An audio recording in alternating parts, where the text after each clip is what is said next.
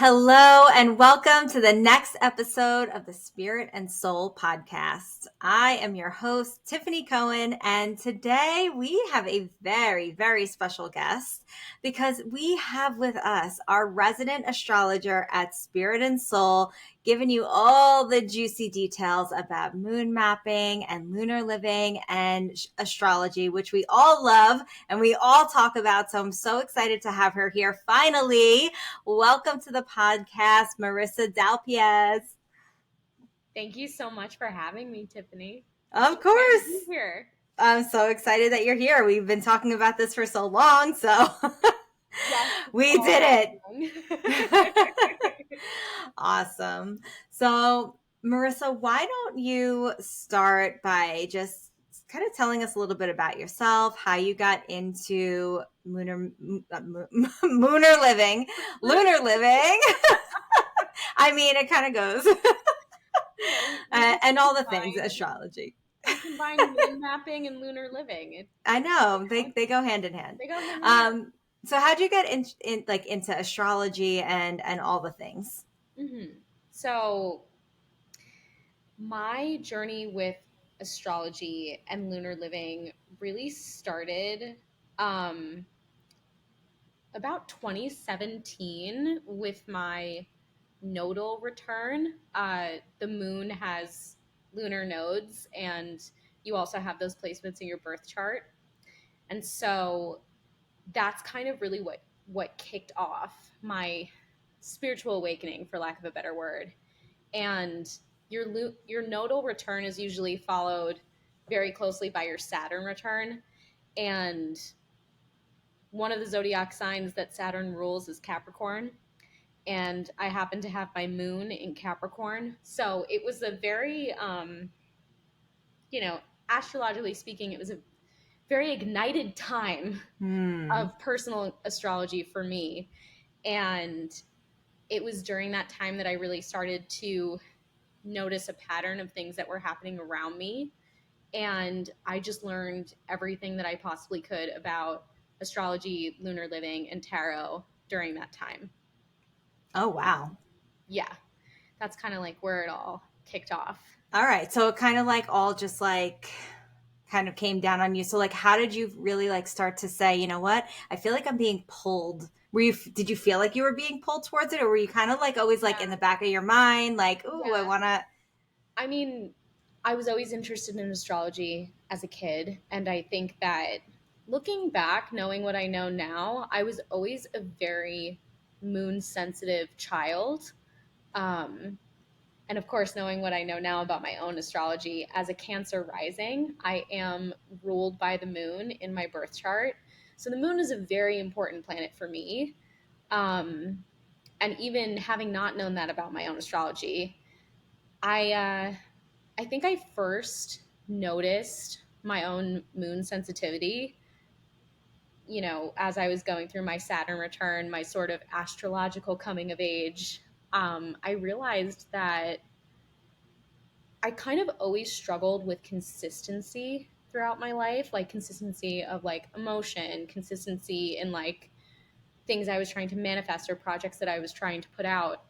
And when I realized that I was ruled by the moon as a Cancer rising, and the moon changes signs every 2 to 2.5 days, I was like, oh, that I struggle with consistency because I'm responding in real time to an energy that is constantly ebbing and flowing, waxing and waning, literally every 2 to 2.5 days. And it kind of changed how I view consistency in my life.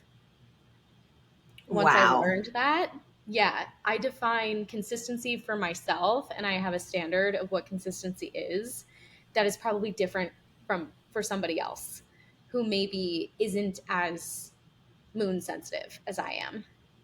And moon sensitivity isn't just based on astrological placements. It can be. And that's, of course, something I could answer for you if I looked at your birth chart. I could tell you if it's astrologically related. But really what moon sensitivity is is just when we notice many mood changes, body changes, or increased expressions at various stages of the moon. If you are a person that notices that, you are likely moon sensitive. And it doesn't matter what your astrology is at that point.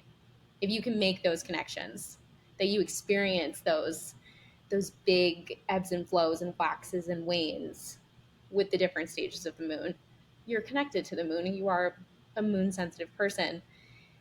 And that is where the practice of lunar living, the practice of really learning to work with the phases of the moon, to ground yourself. I mean, for me, it's a grounding practice, but also to manifest your intentions. I think that it makes a huge difference in, I mean, in the lives of people who are trying to align with their highest selves and live their lives in an intentional way. Damn, I want to unpack that for a second because I really think that's like a mind blown moment. And I think it's going to be for a lot of people that are listening to this, because if you have struggled with consistency and have not put it together, like Marisa, started putting it together as she started studying it because she was drawn to astrology, right? But if you haven't been drawn there yet, or like you just haven't put two and two together, which I honestly never have, like I think it's something that's like could feel so affirming for you. It's like, well, it's not that I don't have consistency. It's just that I am like trying to hold myself to a standard that energetically I just can't get there. I just can't get to that.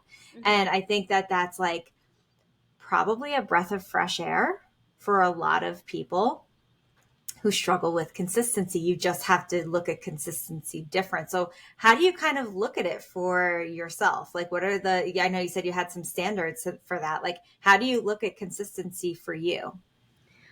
For me, I have to honor my body and my emotional well-being above everything else.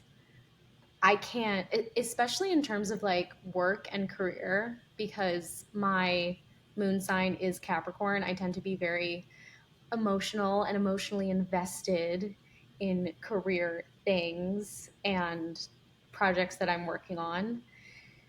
I have to put my emotional well-being first, because if I don't, then that's where the negative impact, or the possible negative impact of inconsistency can really bite me in the butt.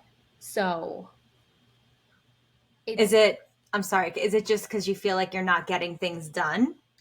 it can be because I feel like I'm not getting things done. It could be like because I feel that I'm not performing at a certain level that is either sanctioned by somebody else or just as like a general rule of society.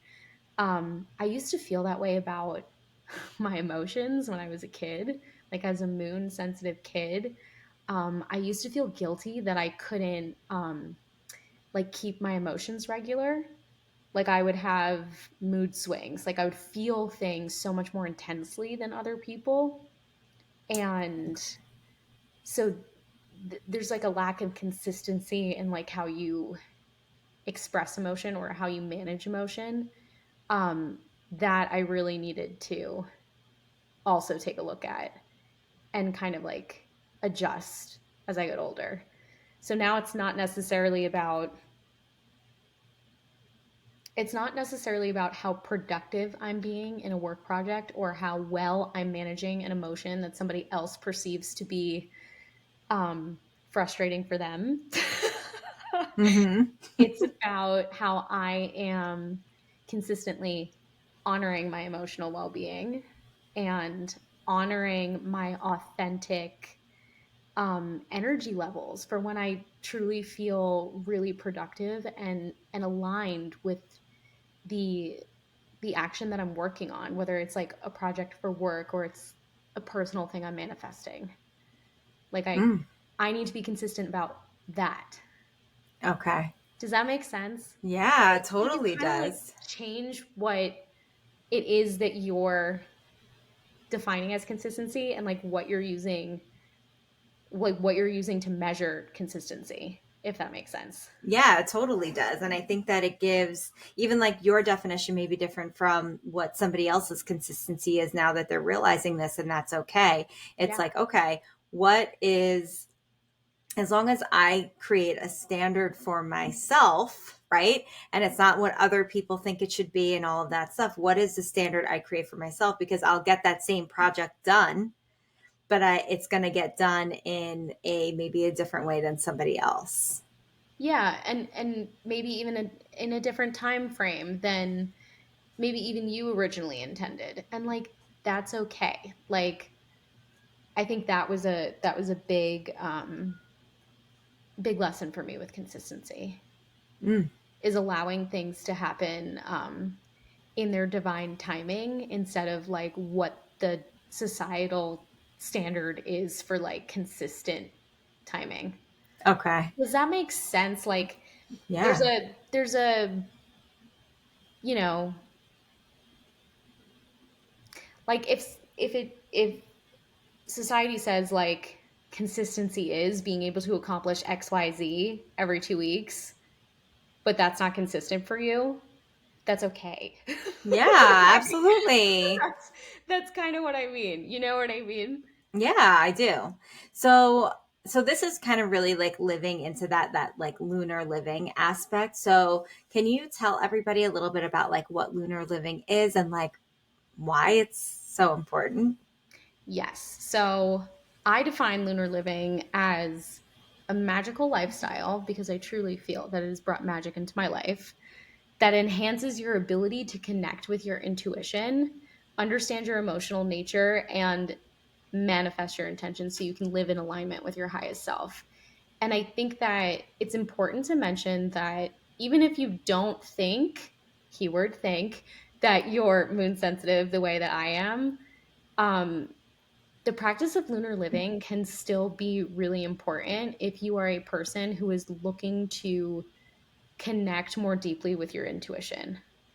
Like, it's Mm, not just for moon sensitive people, it can also be for people who don't feel they have a connection that is strong to their intuition and to the moon and the things that it represents, such as dreams, intuition, mysteries, illumination, clarification, things like mm. that. So, if you're looking to create a greater connection to those things in your life, lunar living is also a wonderful practice to engage in. And that's because like the moon is really kind of representative of that deepened connection into like intuition. Yeah, and the moon really I mean, it's connected to all of us. When you think about the way the moon like changes the tides in the ocean, like we're like Hmm. 90% water or some crazy amount percent of water. Hmm. I'm not a doctor. That's my sister. She could tell you how much percent we are water. I don't remember. What I do know is that the percentage is the same percentage as water on Earth. I do know that. It's like the same exact percentage. The amount of water that we have in our bodies is the same percentage amount of water that Earth has as well.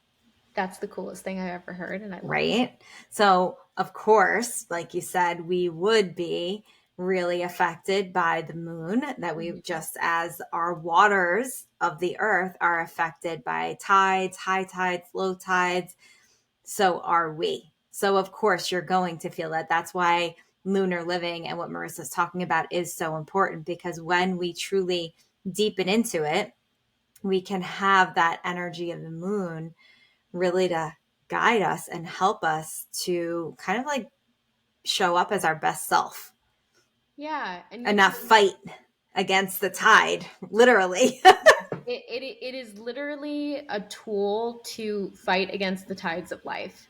Um, I mean, it's definitely become it's such a huge part of my practice. Like it's how I get through life. It's how I survive.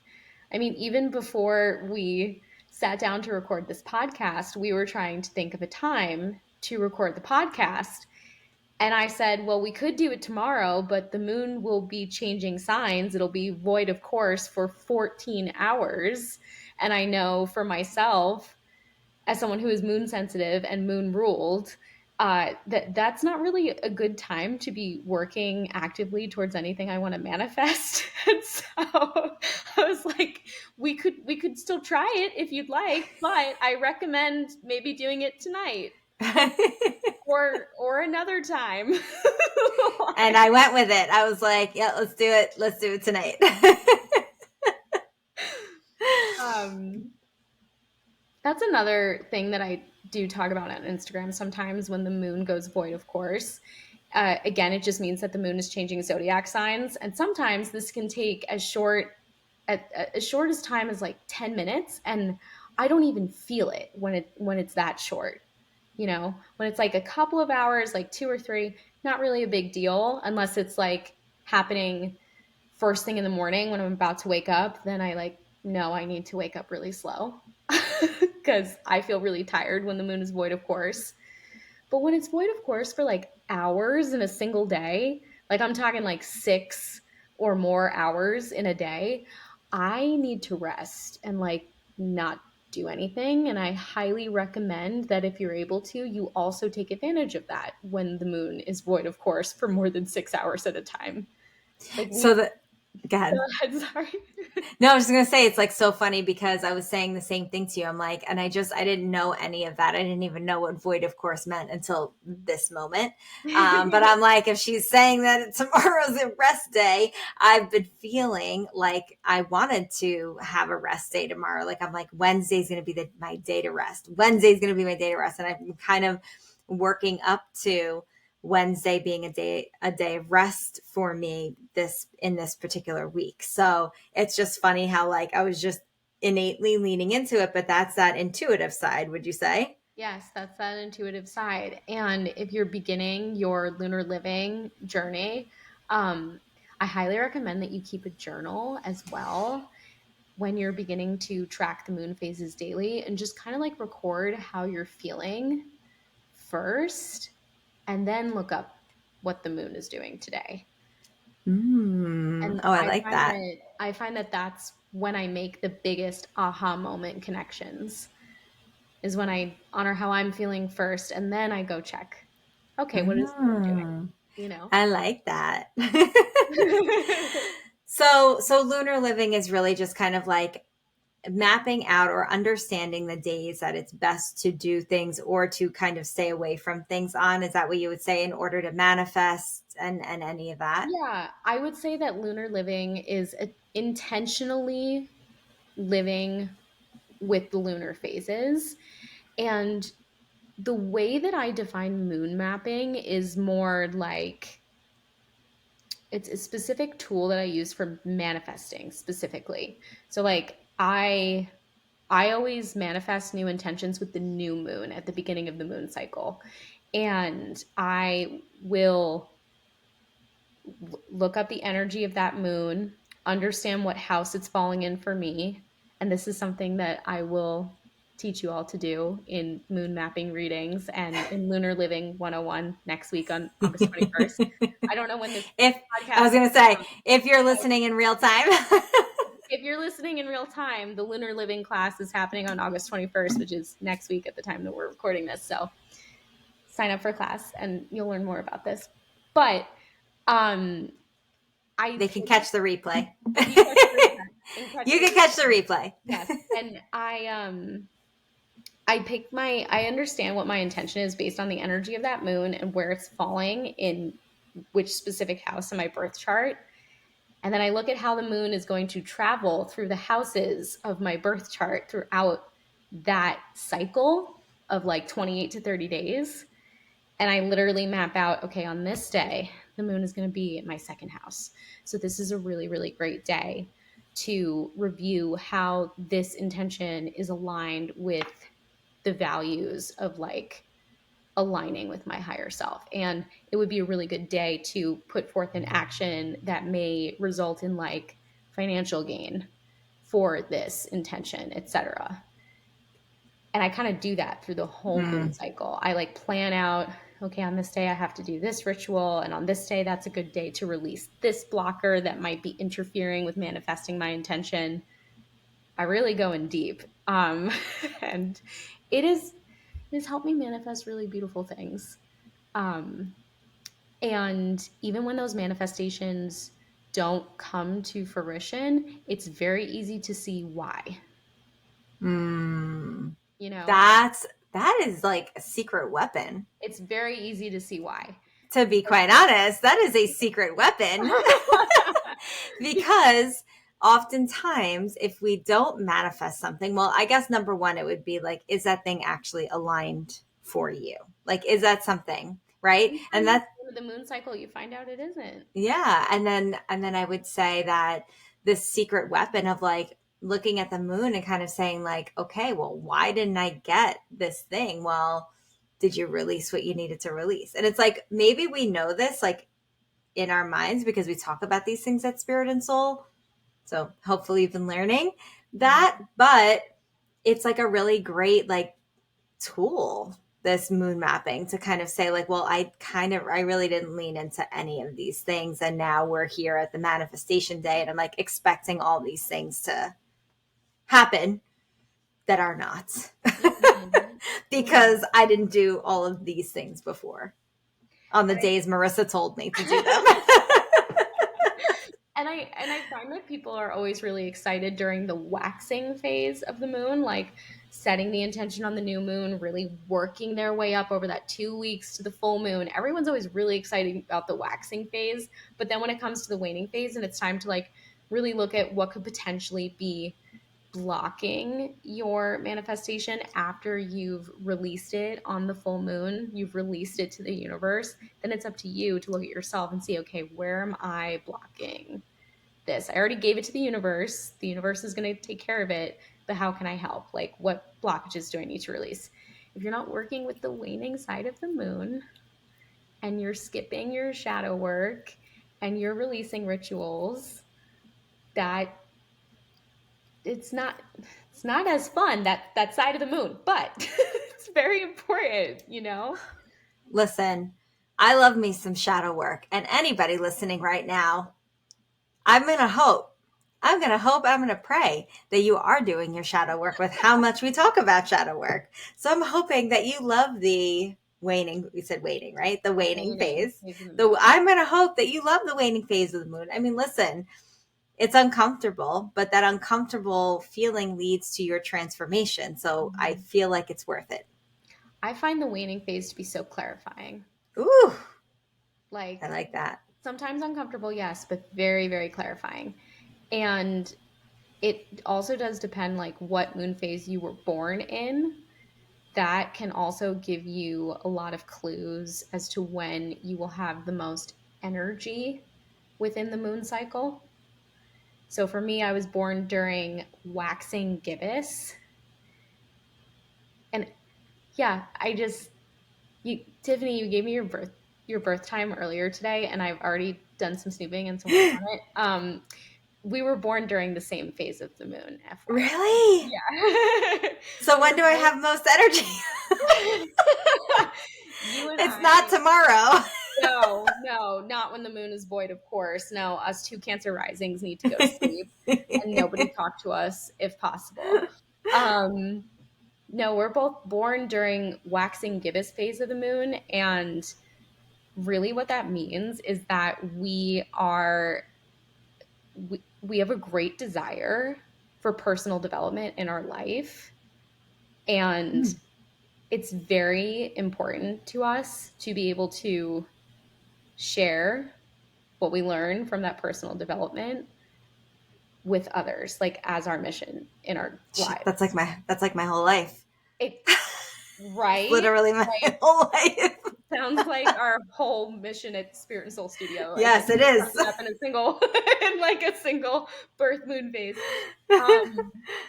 But that was like a very cool thing to read in your chart because it's something that we have in common.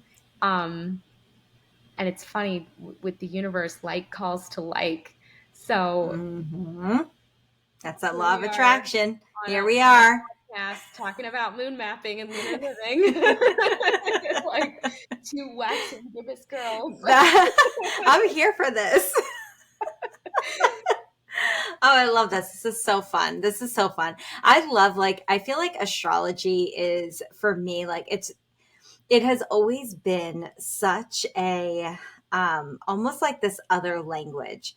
And I remember, I can like specifically remember like 12th grade, I went and got like an astrology for dummies book because I'm like, I need to learn this. And I tried to read it, and it literally sat in my car, like got like in the back of my car, and I would like try to remember it and try to like, all right, I'm going to try. And it was like just too much for like my 12th grade brain, honestly, but I deeply wanted to learn, but I was like, I don't know what these words are, like, but I always had like this affinity towards it. And I feel like over time, and like learning from you, I feel like I'm like kind of getting that gist and really understanding. Like I get the energy. The energy is easy for me to understand, but it's like the understanding of the language and the lingo and how it plays in. It's like all coming to me, and it feels so good to like actually start to learn it once you like kind of commit to learning it. I'm so happy to be that person that can help make it just a little bit more approachable. It totally is. I feel like you make astrology so approachable. If anybody listening right now, like if you're not following Marisa, please make sure that you're going to follow her on Instagram at The Current Hermit. But you've definitely seen her on our Instagram. I mean, she's always kind of breaking down not just astrology, but also like tarot. But she's really like, kind of breaking it down so that you understand the energy so that you can live into it in like a really beautiful way in your life. So like, thank you so much for that, because I think you're doing everybody a great service. Oh my God, thank you. And I will say, for those of you that are interested in learning more about astrology and learning more about your own birth charts, lunar living really taught me a lot about some of the basics of astrology, like house placements and the zodiacs as archetypes.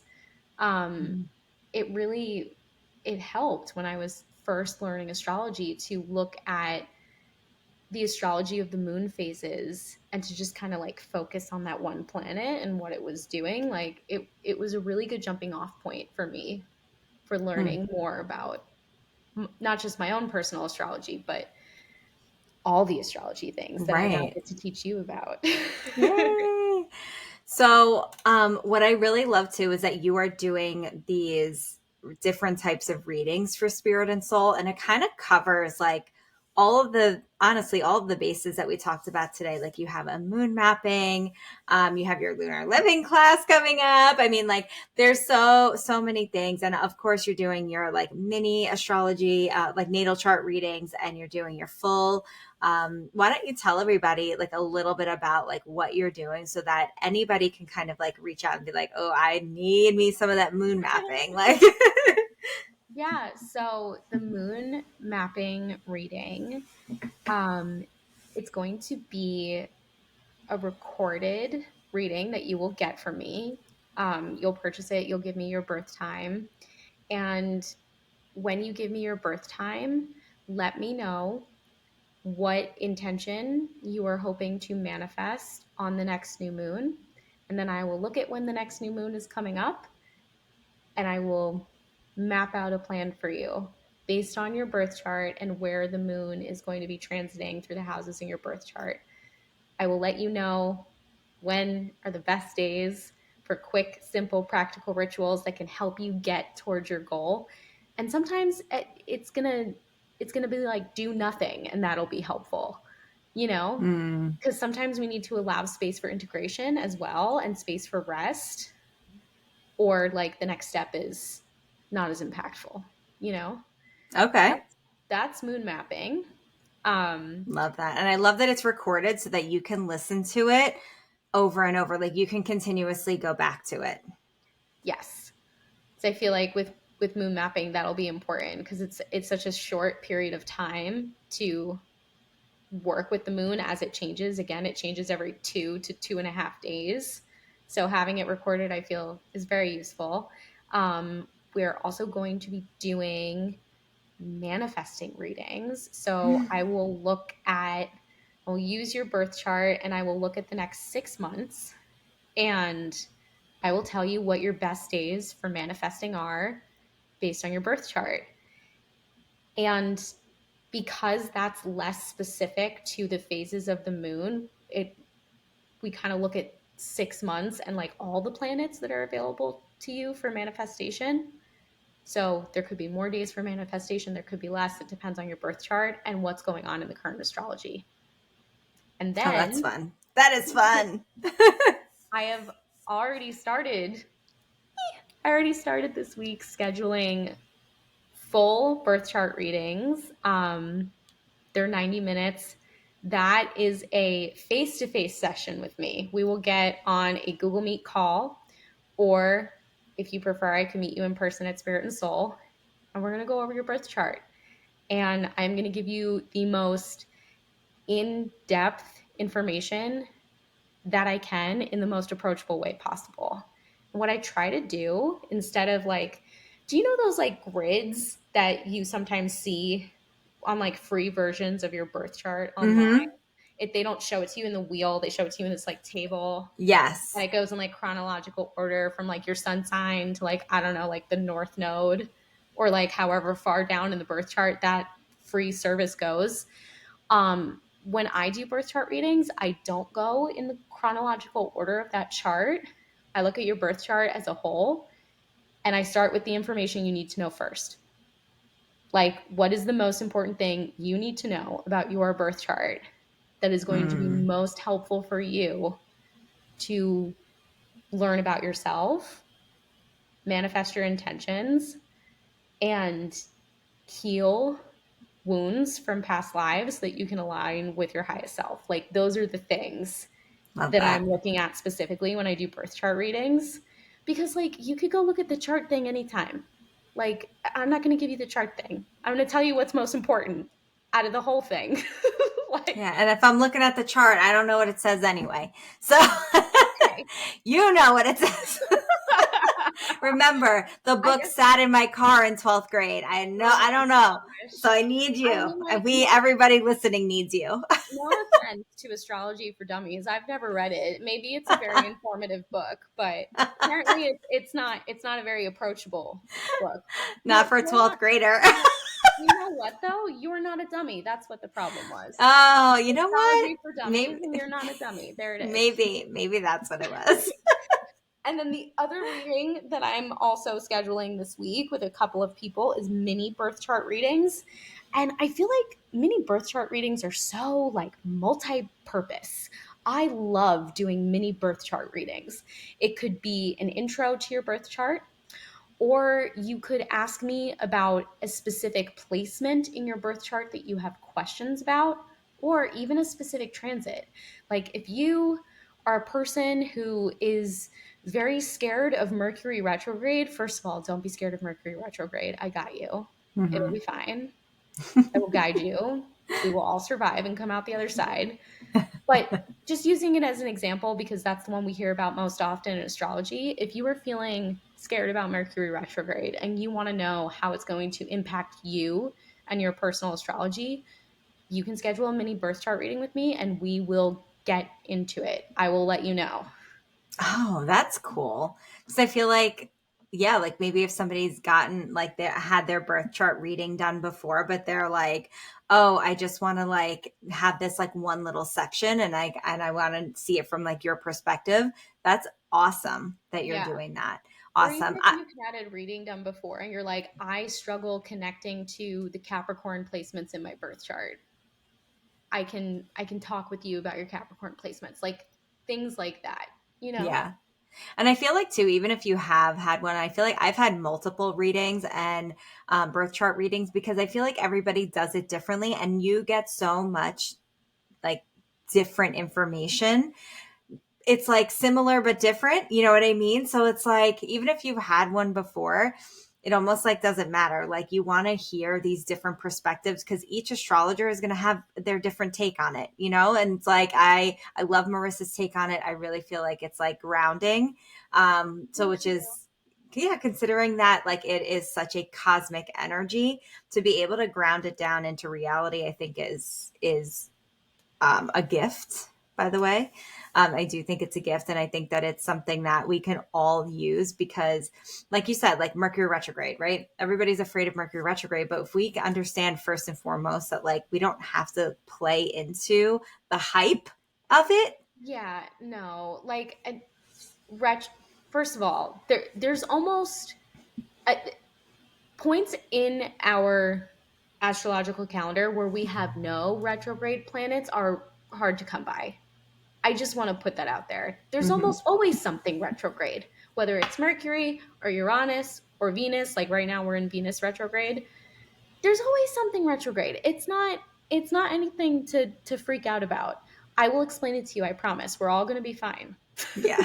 Like, I was born in a Mercury retrograde. So like, I feel like, same. why do we have all the same stuff? I'm telling you, as I'm going through your birth chart, I'm like, oh, this is why I was called to connect with this person. Oh, that makes so much Yeah. sense. Yeah. So I feel like Mercury retrograde doesn't bother me ever, honestly. And like, if No. something does go wrong, like I hear those words come out of my mouth, but like, I almost like, I don't know why I said that because that's not why this is happening for me, you know? Yeah.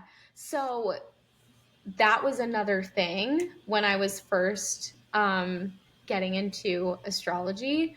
One of the things I kept hearing about around my corporate, cute Soho office I used to work at. I don't commute to the city anymore, but I was doing that for a time in like my mid 20s.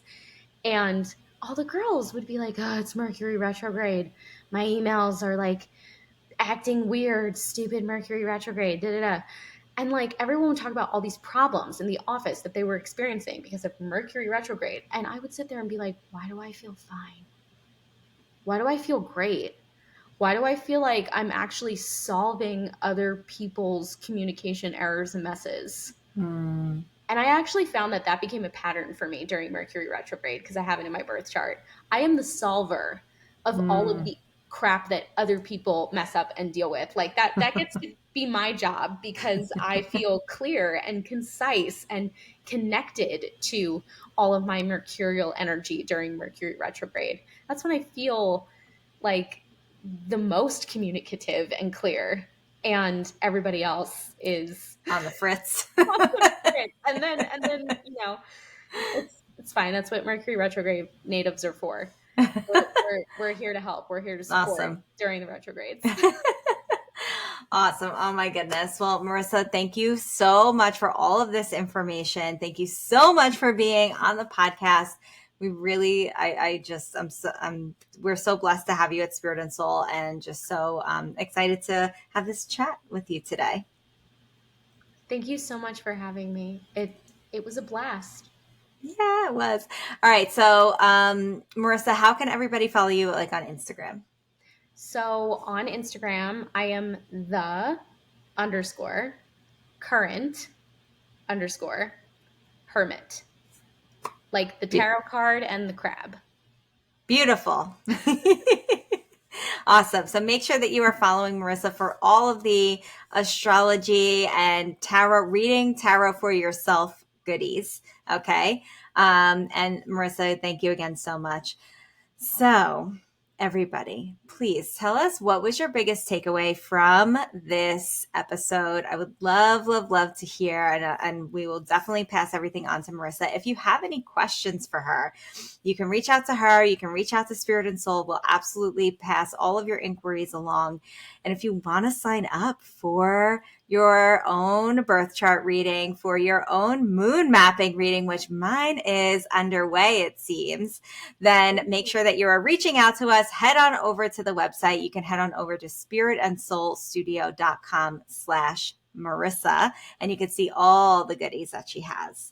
All right, guys, thank you so much for joining us on this episode of the Spirit and Soul podcast, and we will see you next time.